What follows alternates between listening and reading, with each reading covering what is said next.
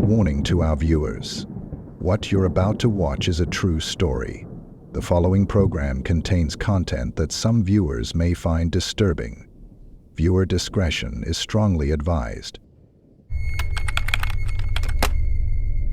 August 28, 2014, in the quiet community of Red Bank, South Carolina, 5 children vanished from their home without a trace. Their names were Merah, Elias, Nahtahn, Gabriel, and Abigail. 5 young lives, aged 1 to 8, who trusted the one person who should have kept them safe above all others, their father. What investigators would discover in the following days defied comprehension. Timothy Jones, Jr., a 32-year-old Intel engineer with a $71,000 salary and a degree in computer science, had methodically killed each of his 5 children, one by one. Perhaps most haunting of all were the final words of his eldest daughter, 8-year-old Merah, as her father's hands closed around her throat. "Daddy, I love you." How does a father who once read bedtime stories and checked homework transform into a man who could load his children's bodies into black garbage bags and drive aimlessly for 9 days with their remains in his car? What darkness lurks beneath the surface of ordinary lives that could trigger such an incomprehensible betrayal of trust? Welcome to the Shadow Files crime series. Tonight's case will shake you to your core. Take a moment to hit subscribe, drop a like, and please let us know where you're watching from. And now, we begin. In 2014, Lexington County, South Carolina presented a picture of quiet suburban life recovering from economic hardship. This wasn't the gritty urban landscape often associated with violent crime, but rather a place of church potlucks, youth sports, and neighborly waves across freshly mowed lawns. A community where Christian values weren't just preached on Sundays, but woven into the fabric of daily life. The recession had hit hard here, as it had across America, but by 2014 things were looking up. New businesses were opening along Highway 378, and the Help Wanted signs were returning to storefront windows. In Red Bank, a small unincorporated area of Lexington County, life moved at the unhurried pace typical of the American South. It was here, down a dirt road lined with pine trees and modest homes, that Timothy Jones, Jr. chose to raise his 5 children after his divorce. On paper, Jones didn't fit the profile of someone struggling.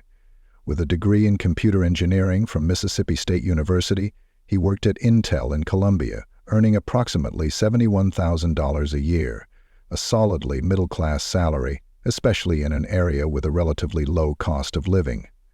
Yet despite his professional success, Jones chose to house his family in a nondescript mobile home that belied his financial capabilities. From the outside, nothing about the single-wide trailer suggested anything sinister. Neighbors would later recall seeing the children playing in the yard, their father occasionally joining them. In an area where many still left their doors unlocked at night, there seemed no reason for concern. But appearances can be dangerously deceiving. Behind the walls of that modest trailer on South Lake Drive, a pressure cooker of rage, mental instability, and family dysfunction was silently building toward a catastrophic breaking point. The contrast between Jones's outward success and his private chaos created a psychological tinderbox that would ultimately consume 5 innocent lives. No one in the community could have imagined the horror that would emerge from that ordinary-looking home on an ordinary summer day in August. The facade of normalcy that Jones had constructed was about to shatter, revealing the darkness that had been festering within. The roots of Timothy Jones Jr.'s disturbed psychology stretch back decades before the murders, to his own turbulent beginning in Chicago, Illinois. Born on December 28, 1981, to Timothy Jones Sr. and Cindy Jones, his life started with disadvantages that would echo through generations. His mother was just 16 years old when she gave birth, a child herself, thrust into parenthood before she had finished growing up. Court testimony would later reveal a troubling picture of Cindy Jones. Though never formally diagnosed, family members described behavior consistent with severe mental illness. Timothy Jones Sr. characterized his young wife as violent and erratic, prone to bizarre and potentially dangerous actions. She would administer laxatives to her infant son without medical cause, a form of medical abuse that likely caused the baby significant distress. In moments of inexplicable rage, she would take knives to the family's clothes, slashing and destroying them in frenzied episodes that terrified those around her. Then came perhaps the most formative trauma of young Timothy's life. When he was just 18 months old, an age when children are developing crucial attachments and learning to trust the world around them, his mother abandoned the family. This primal wound of maternal desertion would later feature prominently in psychiatric evaluations of Jones Jr., who grew up with a deep-seated fear of abandonment that would ultimately color his relationship with his own wife. After his mother left, Timothy Jr. was raised by his father, who later remarried, but the damage had been done. The unstable foundation of his early years manifested in his own troubled behavior as he grew older. By 2001, at age 19, Jones had accumulated a criminal record in Illinois that included cocaine possession, check forgery, and car theft, a pattern of law-breaking that resulted in a 7-year prison sentence, though he served only 2 years before being released in 2003. It was in Chicago that he met Amber Kyzer, a Pennsylvania native who would become the mother of his children. In June 2004, 22-year-old Jones married 18-year-old Kyzer in DuPage County, Illinois. Despite his troubled past, Jones showed signs of turning his life around. In what appeared to be a remarkable transformation, he enrolled at Mississippi State University and in 2011 graduated with a degree in computer engineering, an achievement that suggested he had overcome his difficult beginnings. During this period of apparent stability, Jones and Amber welcomed 5 children into the world. Merah, their firstborn, arrived while the couple lived in Pennsylvania. Elias and Nahtahn came next, born during the family's time in Mississippi.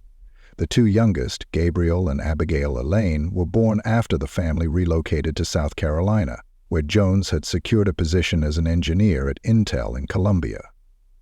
On the surface, the Jones family seemed to be living the American dream: a father who had pulled himself up from adversity to earn a professional degree, a stay-at-home mother caring for their 5 beautiful children, and a future full of promise.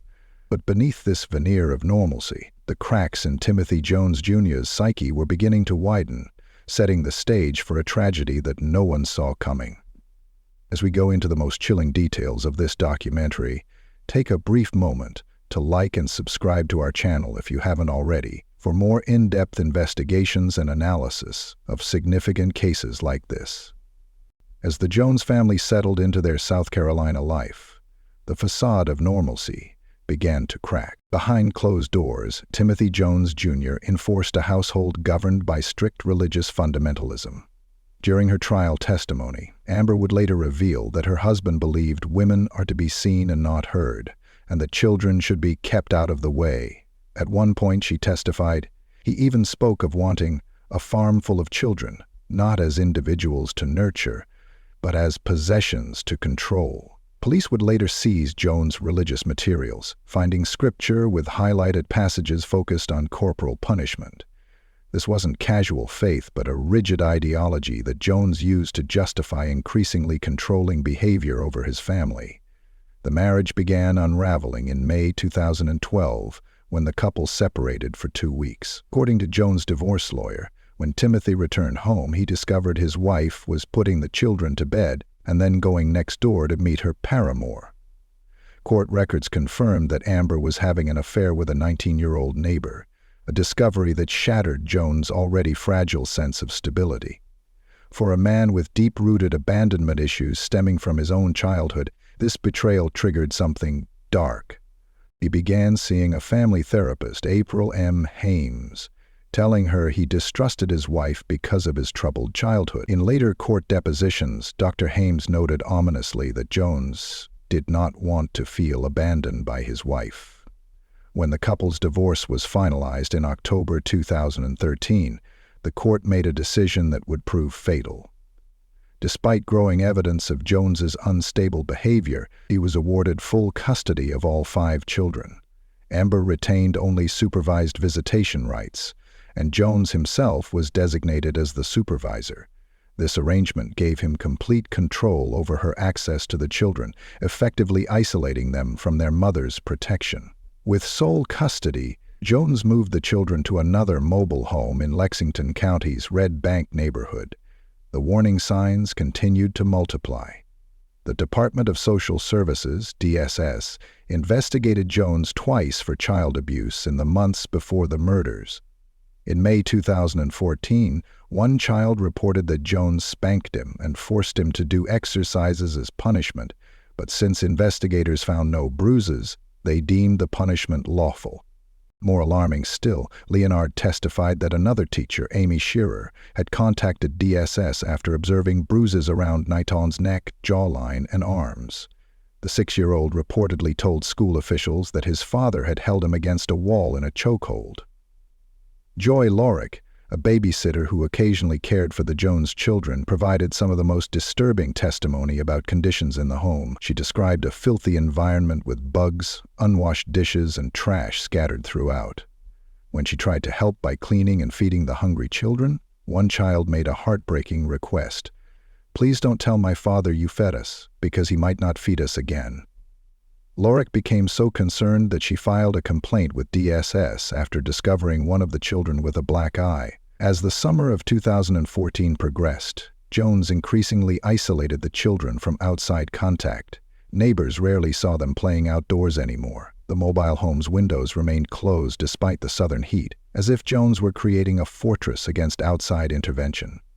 The caseworker's observation that Jones appeared overwhelmed proved prophetic. Behind the walls of that trailer, a man with untreated mental health issues, a history of abandonment trauma, and rigid religious beliefs, was losing what tenuous grip he had on reality, with 5 vulnerable children completely at his mercy. On Thursday, August 28, 2014, Timothy Jones Jr. began what seemed like a routine day. He drove to Saxe-Gotha Elementary School to pick up his 3 oldest children, Merah, 8, Elias, 7, and Nahtahn, 6, before collecting his 2 youngest, Gabriel, 2, and Abigail, 1, from a nearby daycare. School security footage would later show the children running to their father, with Merah asking, "Daddy, are you feeling better?"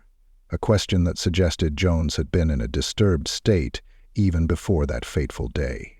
That afternoon, Jones exhibited erratic behavior at a Lexington County Walmart, unsafely forcing all 5 children out of the car in a manner concerning enough that he would later face charges of unlawful neglect for the incident. This public display of aggression was merely a prelude to the horror that would unfold behind closed doors later that evening. At 7:12 p.m., Amber Jones called the family home for her regular evening conversation with the children. She spoke briefly with Nahtahn. No one could have known this would be the last time anyone outside the family would hear any of the children's voices. What happened in the hours that followed would only be reconstructed later through Jones' confession and forensic evidence. According to Jones's later statements to investigators, 6-year-old Nahtahn had broken an electrical outlet in the home that evening. This minor childhood mishap became, in Jones's distorted mind, an offense deserving of severe punishment. He forced the small boy to perform grueling exercise drills, military-style physical training that included push-ups, sit-ups, and squats far beyond what a child could reasonably endure. "I PT'd his ass until he couldn't handle it anymore," Jones would later coldly tell FBI agents, describing how he drove his young son to the point of physical collapse in an effort to make him explain what happened to the electrical outlets. When Jones later entered Nahtahn's room, he claimed he found the boy dead in his bed, insisting that the child's death was accidental, the result of exercise taken too far.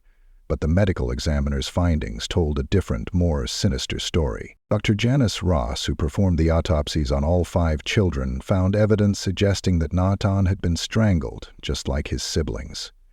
His body showed signs consistent with asphyxiation, contradicting Jones' assertion of accidental death. What happened next reveals the truly horrifying nature of Timothy Jones Jr.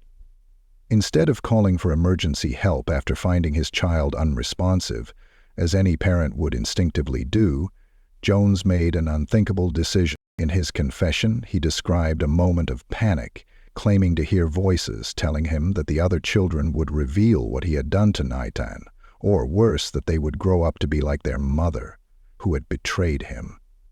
Prison guard Travis Presley would later testify that Jones admitted to killing his eldest daughter, Merah, after she witnessed him murdering one of her brothers.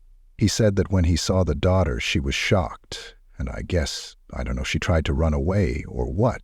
He grabbed her and choked her so hard, Presley testified. He choked her till she turned purple. Most chilling of all was Jones' methodical approach to killing his youngest children. He admitted to using a belt to strangle 2-year-old Gabriel and 1-year-old Abigail, explaining with disturbing detachment that their necks were too small for his hands to strangle properly. Perhaps the most heartbreaking detail emerged during the trial testimony about 8-year-old Merah's final moments. As her father wrapped his hands around her throat, cutting off her air supply, the child's last words were, "Daddy, I love you."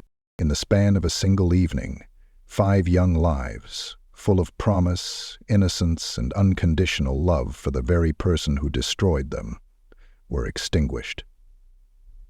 In the quiet of that mobile home, as neighbors went about their lives just yards away, Timothy Jones Jr. committed an atrocity that defies comprehension. 5 children who had gone to school that morning, played with friends, learned their lessons, and looked forward to tomorrow, now lay lifeless, victims of the one person entrusted above all others with their protection.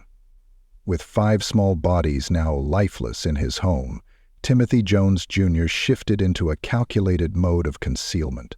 He wrapped each child in black garbage bags, a detail that would later prove significant. The medical examiner would testify that these black bags, exposed to the summer heat, accelerated decomposition. Jones doused the bodies with bleach in a futile attempt to mask the inevitable smell of decay. What followed demonstrated Jones' calculated nature. Rather than contacting authorities as any parent of genuinely missing children would do, Jones loaded the 5 black bags containing his children's remains into the trunk of his Cadillac Escalade. Then he did something that defies comprehension. He began a meandering 9-day journey across the southeastern United States with his decomposing children in the back of his vehicle. The timeline of this macabre road trip reveals Jones' increasingly desperate attempts to dispose of evidence. On September 1, Labor Day, surveillance footage captured him stopping at a Dunkin' Donuts in Spartanburg, South Carolina. 2 days later, on September 3, Jones entered a West Columbia Walmart where store cameras recorded him purchasing items that revealed his horrific intentions: large plastic bins, saws, and muriatic acid, a powerful corrosive. These weren't random purchases.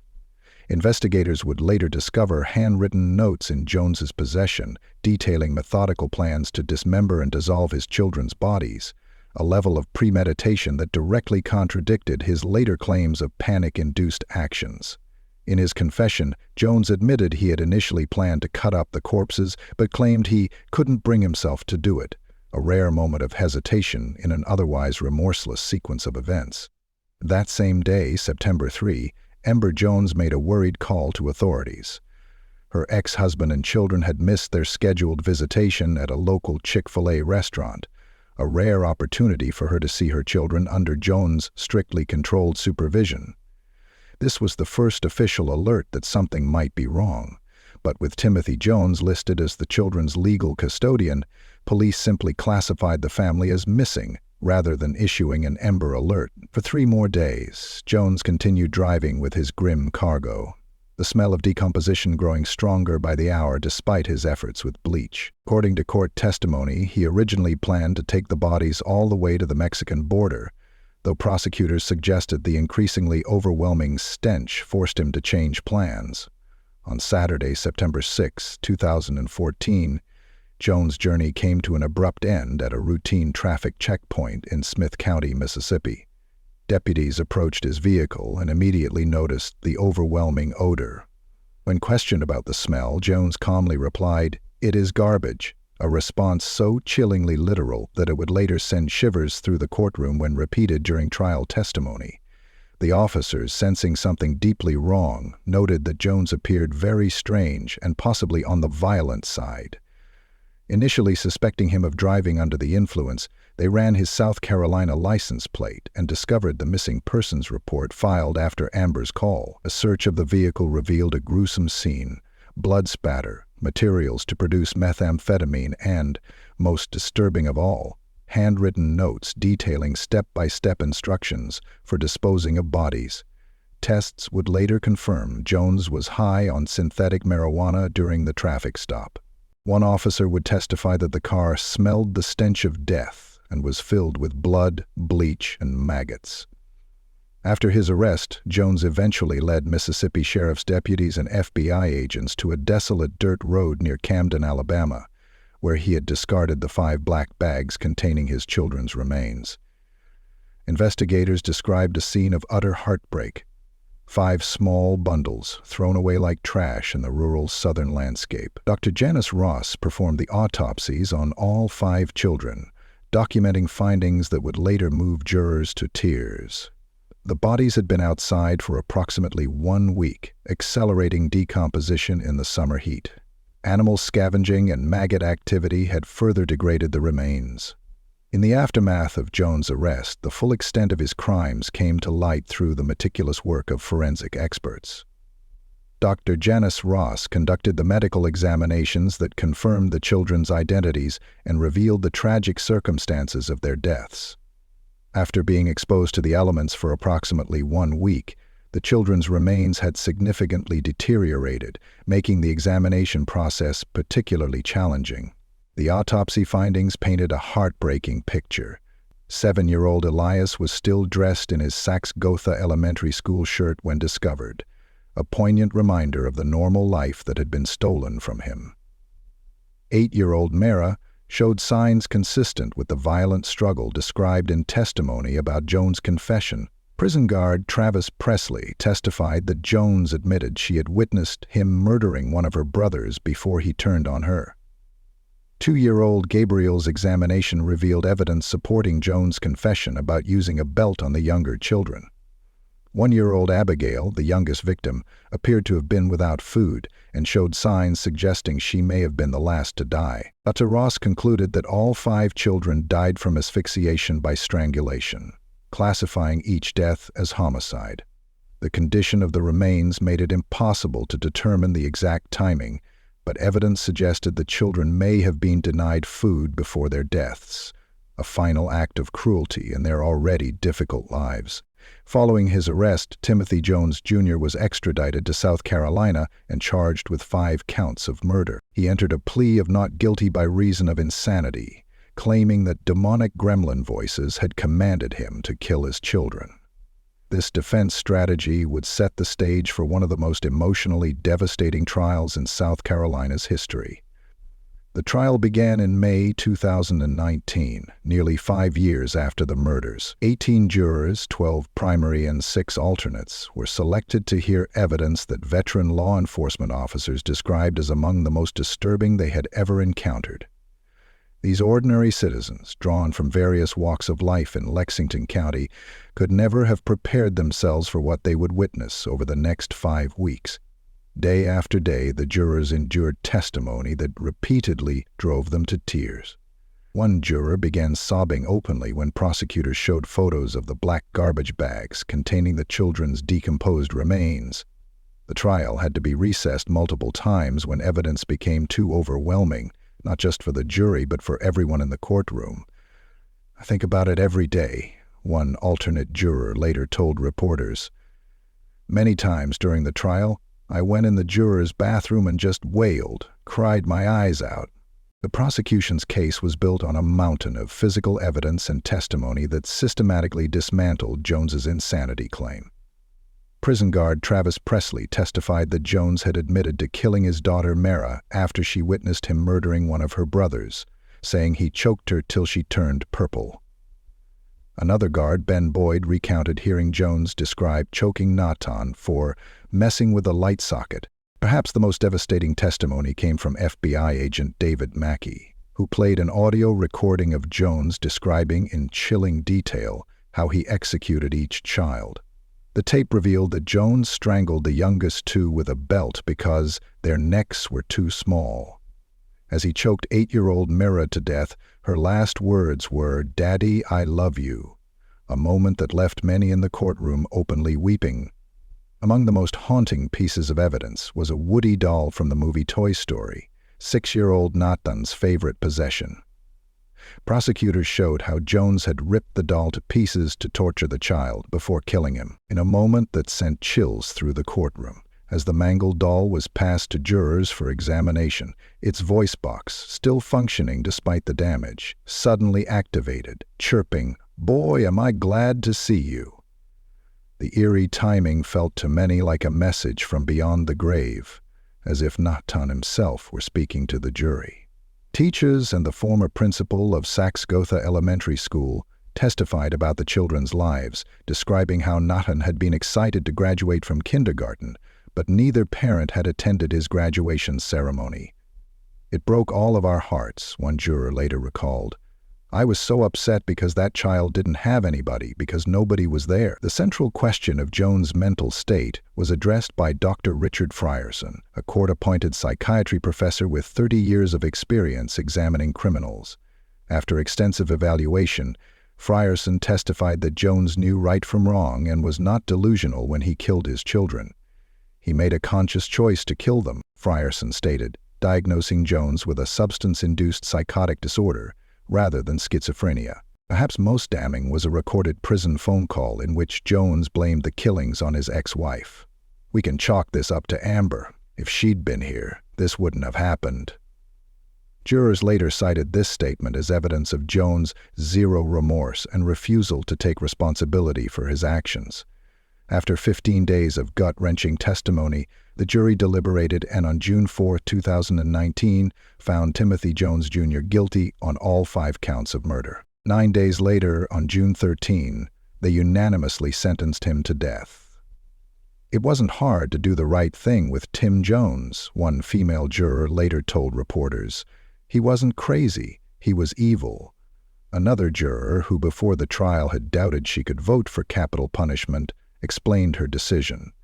"I did the right thing.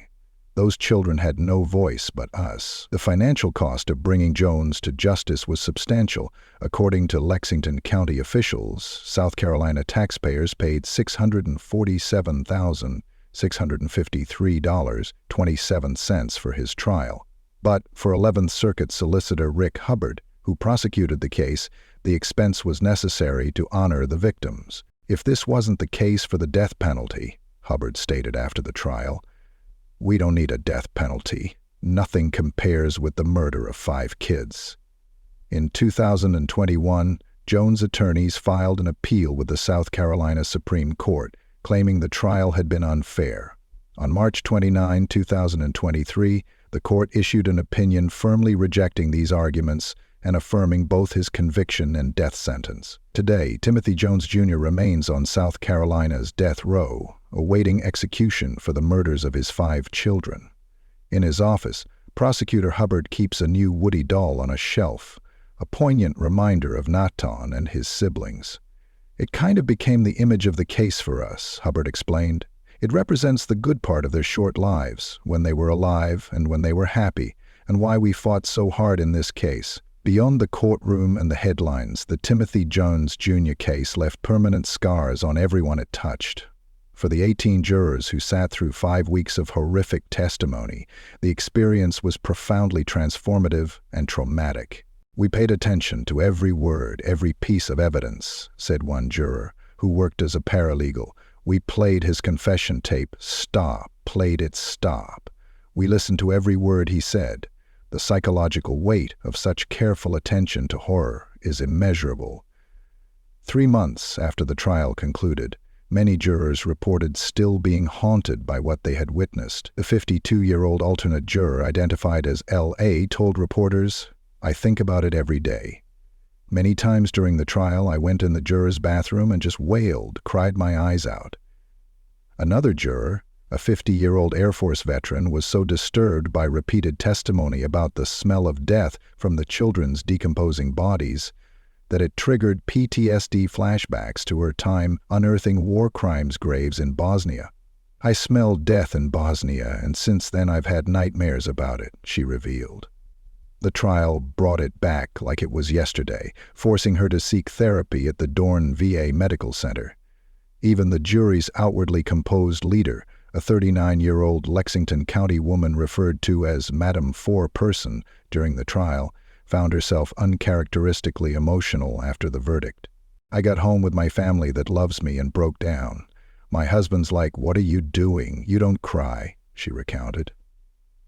The jurors bonded so deeply through their shared trauma that they developed their own support system, dubbing themselves Team 18.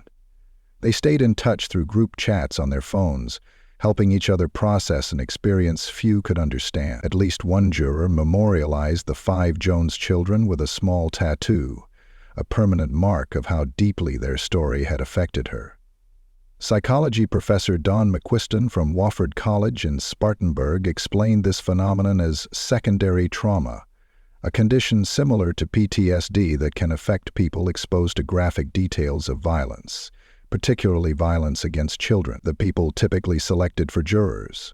They have never seen or heard such graphic details before. You can only imagine the shock to their system, McQuiston noted. While South Carolina has no state law mandating counseling for jurors in traumatic cases, Judge Eugene Griffith spent 40 minutes with the jury after their verdict, listening and thanking them for their service. He provided brochures on counseling services, recognizing the psychological toll the case had taken. The impact extends beyond those directly involved in the trial. One middle-aged female juror expressed lingering anger at the social safety nets that failed the Jones children. "Our village should be ashamed of itself," she said, voicing her outrage at evidence showing how many people, teachers, neighbors, Jones' family, and the South Carolina Department of Social Services knew the children were in danger but failed to take decisive action that might have saved their lives. This sentiment was echoed by many in the community who questioned how the system could have missed so many warning signs. The Department of Social Services had open investigations into Jones for child abuse in the weeks before the murders, but hadn't completed them. School officials had reported suspicious injuries. A babysitter had filed complaints about possible abuse and neglect. Yet somehow, 5 children remained in the custody of a man whose instability was increasingly evident. For 11th Circuit Solicitor Rick Hubbard, the case left an indelible mark. In his office, he keeps a new Woody doll, identical to the one that belonged to 6-year-old Nahtahn, which Jones destroyed to torture the child before killing him. "It kind of became the image of the case for us," Hubbard explained. "We knew it all started with Nahtahn, and that was his doll, and it meant so much to him. And the doll kind of represents all the children," he said. "A reminder of when they were alive and when they were happy, and why we fought so hard in this case." Even defense attorney Boyd Young expressed the emotional weight of the case, saying, "At the end of the day, I feel as though I failed the people who loved those children the most. I was unable to provide the outcome and closure that the surviving victims of Jones' family desperately wanted." The trial has inspired lasting changes in many who encountered it. Jurors reported spending more time with their children, being kinder to everyone, and avoiding anger. Take time with your kids, because there's a lot of darkness in the world. Bring your children up so they don't grow up to be Tim Jones Jr., advised Juror 272. In Lexington County, the shadows of this tragedy still linger. At Saxe-Gotha Elementary School, where Merah, Elias, and Nahtahn once learned and played, their absence remains a palpable wound in the community's heart. The USC School of Medicine juror perhaps summed up the collective sentiment most directly. "We didn't give Tim Jones Jr. the death penalty. He earned it." In the aftermath of unimaginable horror, the most important thing we can do is remember, not the gruesome details of their deaths, but the lives that were stolen. 5 children who deserve to grow up, to experience life's joys and sorrows, to fulfill their potential. "I still remember their names," said one juror, her voice breaking with emotion. "Merah was 8, Eli was 7, Nahtahn was 6, Gabriel was 2, Abigail Elaine was 1. She spoke each name with reverence, as if the simple act of remembering could somehow honor lives cut tragically short. Merah, the eldest at 8 years old, who in her final moments still told her father she loved him. a testament to the unconditional love children give, even in the face of the unthinkable. Elias, 7 years old, whose body was found still wearing his Saxe-Gotha Elementary School shirt, a poignant reminder of a normal day that ended in tragedy. Nahtahn, 6 years old, who struggled academically but was so proud to graduate kindergarten, even though no one came to celebrate his achievement. Gabriel, just 2, and Abigail Elaine, only 1, too young to even understand what was happening as their lives were extinguished by the person meant to protect them. 5 children, 5 futures erased. 5 empty seats at school. 5 birthdays that will never be celebrated. 5 lives that touched our world all too briefly. The Jones case forces us to confront uncomfortable questions about our collective responsibility. How many red flags must be raised before our systems of protection spring into action? How many children must fall through the cracks before we strengthen the safety nets designed to catch them? When a child shows up to school with bruises, when a babysitter reports neglect, when a home is investigated not once but twice for possible abuse, at what point does society say, enough? These are not abstract questions. They are matters of life and death, as the Jones children's fate so tragically demonstrates. The middle-aged female juror who declared that our village should be ashamed of itself voiced a truth that many find difficult to acknowledge. That child protection is not just the responsibility of agencies and authorities, but of communities as a whole. Perhaps the most haunting aspect of this case is not what happened, but what could have been prevented. The Department of Social Services investigation that remained incomplete, the custody decision that placed 5 vulnerable children solely in the hands of an unstable father, the neighbors who heard but didn't intervene, the system that saw the warning signs but moved too slowly. At Saxe-Gotha Elementary School, where Merah, Elias, and Nahtahn once learned and played, a playground still stands.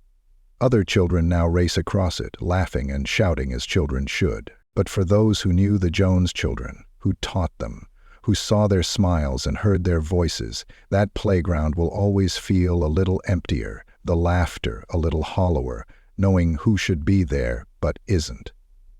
In remembering Merah, Elias, Nahtahn, Gabriel, and Abigail Elaine, we are called not just to mourn, but to act, to be more vigilant, more willing to speak up, more determined to protect the vulnerable among us. Their tragic story reminds us that behind every headline about child abuse are real children with hopes, dreams, and futures that deserve our fiercest protection.